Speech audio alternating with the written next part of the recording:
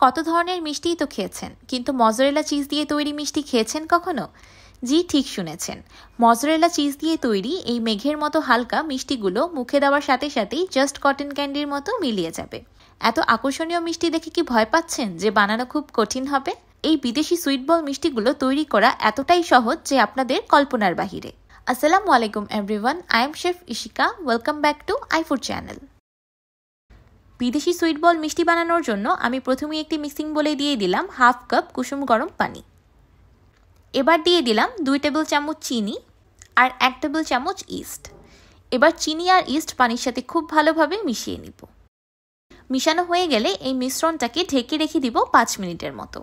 এই 5 মিনিটে ইস্টটা খুব ভালোভাবে অ্যাক্টিভ হয়ে যাবে। 5 মিনিট পর ফিরে এলাম।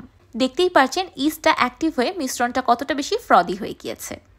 এবার দিয়ে দিলাম একটি রুম টেম্পারেচারে থাকা ডিম আর 1/4 কাপ রান্নার তেল। আপনারা ইচ্ছে করলে এখানে তেলের পরিবর্তে বাটারও ব্যবহার করতে পারবেন। এবার উইক্সের সাহায্যে আবারও সবকিছু একসাথে খুব ভালোভাবে মিশিয়ে নিব। এবার একটি চালনির সাহায্যে চেলে শুকনো উপকরণগুলোকে অ্যাড করে দিব।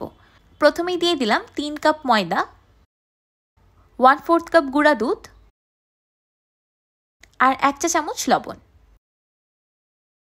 এবার চালনির সাহায্যে চেলে এই শুকনো উপকরণগুলোকে লিকুইড উপকরণের সাথে অ্যাড করে দিব। আপনারা ইচ্ছে করলে এখানে ময়দার পরিবর্তে রুটি খাওয়ার গমের আটাও ব্যবহার করতে পারবেন। এবার একটি স্প্যাচুলার সাহায্যে সবকিছু একসাথে খুব ভালোভাবে মিশিয়ে নিচ্ছি। সবকিছু খুব ভালোভাবে মাখিয়ে নেওয়ার পর যখন এমন একটা ডোয়ের মতো তৈরি হয়ে যাবে, তখন হাত দিয়ে ডোটাকে খুব ভালোভাবে ময়ান করে নিব। হাত দিয়ে ময়ানের প্রথম দিকে ডোটা খুব বেশি নরম মনে হতে পারে আর হাতের সাথে আটকে যেতে পারে। ডোটা বেশি নরম হয়ে গিয়েছে মনে করে এই সময় আবার শুকনো উপকরণ অ্যাড করবেন না, তাহলে কিন্তু ডোটা পরবর্তীতে হার্ড হয়ে যাবে। সময় নিয়ে হাত দিয়ে মাখাতে মাখাতে এক সময় সবকিছু একসাথে খুব ভালোভাবে মিশে গিয়ে একটা সফট ডো তৈরি হয়ে যাবে। আমি ডোটাকে 10 মিনিটের মতো মথে নিয়েছি। 10 মিনিট মথে নেওয়ার ফলে দেখতেই পারছেন ডোয়ের টেক্সচারটা আগে থেকে অনেকটাই পরিবর্তন হয়ে গিয়েছে, সেই সাথে বোল প্লাস আমার হাত থেকেও ছেড়ে এসেছে। এবার ডোয়ের উপর দিয়ে দিচ্ছি অল্প একটু তেল। এবার এই তেলটাকে ডো প্লাস বোলের চারিদিকে খুব ভালোভাবে মাখিয়ে নিব। একটি ক্লিং র্যাপ পেপারের সাহায্যে বোলের মুখটাকে খুব ভালোভাবে কভার করে দিচ্ছি। এবার এই ডোটাকে ফার্মেন্ট হতে বা সাইজে ডাবল হতে রেখে দিব 1 ঘন্টার মতো। এই সময় আমি সুইট বল মিষ্টিটার মূল আকর্ষণের প্রিপারেশন করে নিব। সেটা হলো মজরেলা চিজ। আমার আজকের এই বিদেশি সুইট বল মিষ্টিটাকে তৈরি করার জন্য আমি ব্যবহার করব গ্রামীণ স্বাদের মজরেলা চিজ। গ্রামীণ স্বাদের এই মজরেলা চিজ স্বাদে ঘ্রাণে একদম হোমমেড চিজের মতোই ন্যাচারাল। বাজারে কিনা অন্যান্য চিজের মতো তাদের এই মজরেলা চিজ থেকে একটা এক্সট্রা ব্যাড স্মেল আসে না। তাদের এই মজরেলা চিজ দিয়ে যেই খাবারই তৈরি করবেন না কেন সেটা হবে একদম পারফেক্ট, আর সেই সাথে পাবেন অনেক বেশি চিজ পুল। একদম পারফেক্ট মজরেলা চিজের বৈশিষ্ট্য কি? মজরেলা চিজ একদম স্মুথ এবং শাইনি হবে। দেখতেই পারছেন পারফেক্ট মজরেলা চিজের মতো এই চিজটাও কতটা বেশি স্মুথ এবং শাইনি। এবার আমি এই মজরেলা চিজটাকে কেটে টুকরো করে নিব। প্রথমেই আমি মাঝখানে কেটে চিজটাকে অর্ধেক করে নিয়েছি। এবার ছোট ছোট টুকরো করে কেটে নেব।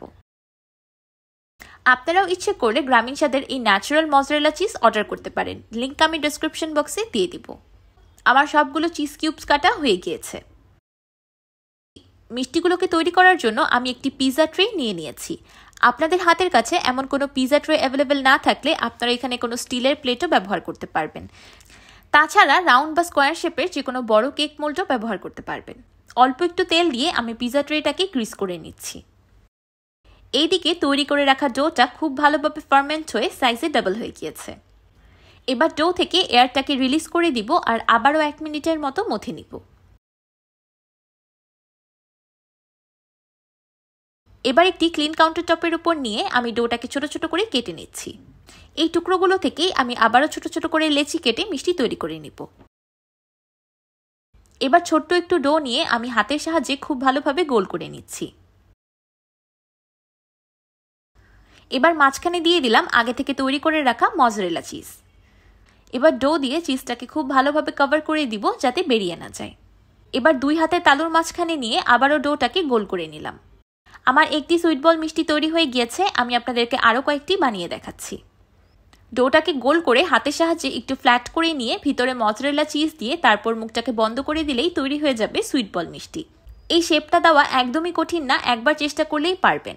আমরা ঘরে সাধারণত যেইভাবে পুর ভরা লুচি পুরি বানাই, প্রসেসটা কিন্তু ঠিক তেমনই।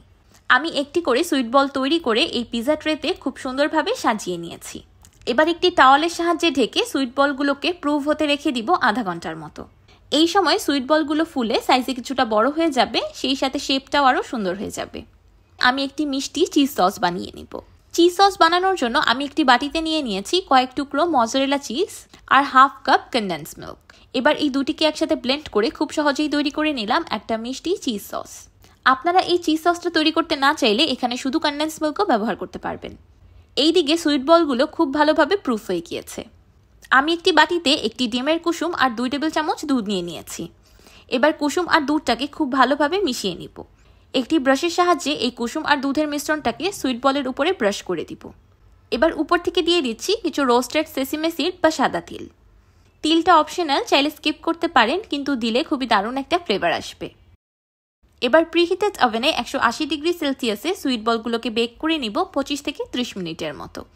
ওভেন স্পেসিফিকেশন অনুযায়ী টাইম অ্যান্ড টেম্পারেচার ভ্যারি করতে পারে। আপনারা ইচ্ছে করলে এই সুইট বলগুলোকে চুলাতেও বেক করে নিতে পারবেন, একদম পারফেক্ট হবে, গ্যারান্টিড। 30 মিনিট পর আমার সুইট বলগুলো পারফেক্টলি বেকড। এবার গরম গরম সুইট বলগুলোকে পরিবেশন করে নিব। উপর থেকে দিয়ে দিচ্ছি আগে থেকে তৈরি করে রাখা সুইট চিজ সস। আমার এই সুইট বল মিষ্টির রেসিপিটা এতটাই পারফেক্ট যে যেভাবেই বেক করেন না কেন একদম পারফেক্ট হতেই হবে। চুলাতে বড় পাতিলের উপর একটি স্ট্যান্ড বসিয়ে দিবেন। স্ট্যান্ডের উপর এই পিজা ট্রেটাকে বসিয়ে পাতিলের মুখটাকে বন্ধ করে দিবেন।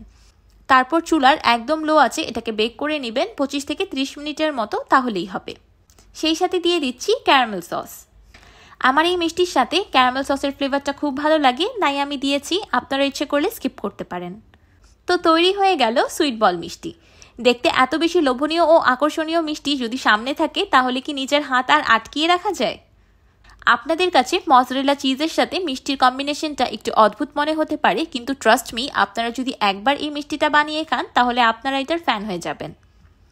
প্রথমেই বলেছিলাম এই মিষ্টিগুলো মেঘের মতো হালকা আর হাওয়াই মিঠাইয়ের মতো একদম সফট হবে। আমি ধরার সাথে সাথেই মিষ্টিটা একদম খুলে চলে এসেছে, এটা দেখে আপনাদের বোঝার আর কোনো বাকি নেই। আর মিষ্টির ভিতরে মজরেলা চিজ স্ট্রিংস তো আছেই। এই মিষ্টিটা দেখে কেউ বলতে পারবে না যে এই মিষ্টিটা বানানোর প্রসেস এতটা সহজ। আপনি যখন একটা মিষ্টি মুখে দিবেন তখন আর নিচের হাত আটকিয়ে রাখতে পারবেন না, জাস্ট খেতেই থাকবেন। তুর্কি ও আরব দেশে এই সুইট বল মিষ্টিটা খুবই বেশি জনপ্রিয়। আপনাদের কাছে এটাকে দেখতে রুটি বা ব্রেডের মতো মনে হতে পারে, কিন্তু আপনারা যখন এটা নিজেরা বানিয়ে খাবেন তখনই বুঝতে পারবেন যে এটা আসলেই একটা মিষ্টি। আমার আজকের এই সুইট বল মিষ্টির রেসিপিটি আপনাদের কাছে কেমন লাগলো আমাকে অবশ্যই কমেন্ট করে জানাবেন। ভিডিওটি ভালো লাগলে একটি লাইক দিবেন আর আমার চ্যানেল সাবস্ক্রাইব করে আমার চ্যানেলের পাশেই থাকবেন। আল্লাহ হাফেজ।